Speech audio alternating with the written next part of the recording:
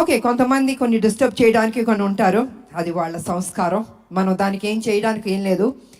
అది వాళ్ళ ఒక సాడిజం అంటారో ఇంకేమంటారో నాకు తెలీదు.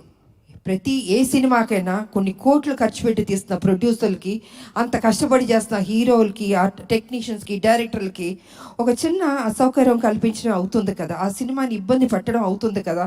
ప్రతి ఒక్కరిని ఇలా బాధ పెట్టడం అనేది కూడా కరెక్ట్ కాదు. ఈ సందర్భంగా నేను తెలియజేస్తాను, వాంటెడ్గా కొనేది చేస్తున్నారు, నేను చూస్తున్నాను, వింటున్నాను. ఇది మంచి పద్ధతి కాదు. ఏ పిక్చర్ అయినా, ఏ హీరో సినిమా అయినా కూడా ఈ రకమైన ఒక నెగిటివ్ అన్నది మాట్లాడడం అది మంచి పద్ధతి కాదు. ప్రతి ఒక్క సినిమా ఆడాలని మేము అందరం కోరుకుంటాం. ఏ సినిమాని డిస్టర్బ్ చేయకూడదు. బాగున్నది బాగాలేదని బాగుందన్నది వాట్ ఈస్ దిస్? ఇది కరెక్ట్ పద్ధతి కాదు. దయచేసి ఎవరెవరు ఇలాంటి తప్పులు చేస్తారో కొంచెం మీ మైండ్ సెట్ మార్చుకోండి. ఈ ఇండస్ట్రీని బతకనివ్వండి.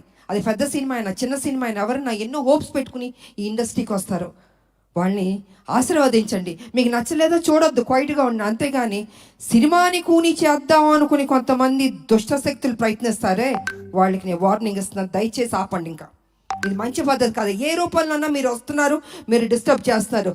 థియేటర్కి వెళ్తే ప్రజలు వెళ్తే అద్భుతంగా ఉంది అంటున్నారు.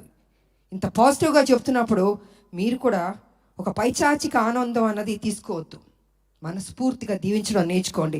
మీకు ఎవరైనా వెనకాల గెలుకుతూ ఎక్కిస్తూ మైండ్ వాష్ చేస్తుంటే వాళ్ళ దగ్గరికి వెళ్ళి కూర్చొని చెంచా కొట్టుకోండి. కానీ don't try to spoil the film. ఇది మంచి పద్ధతి కాదు.